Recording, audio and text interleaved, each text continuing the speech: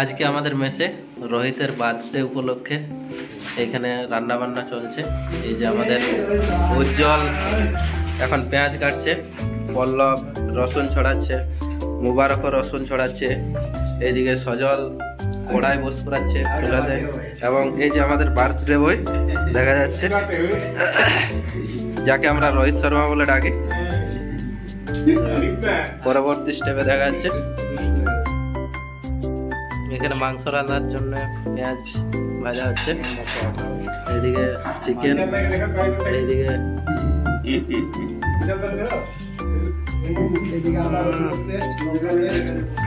এদিকে ধনিয়া পাতা কাটা চলছে, আবার টমেটো কাটা হয়ে গেছে। কড়াইয়ে মাংস পড়ে গেছে আমাদের আজকে রাঁধুনি।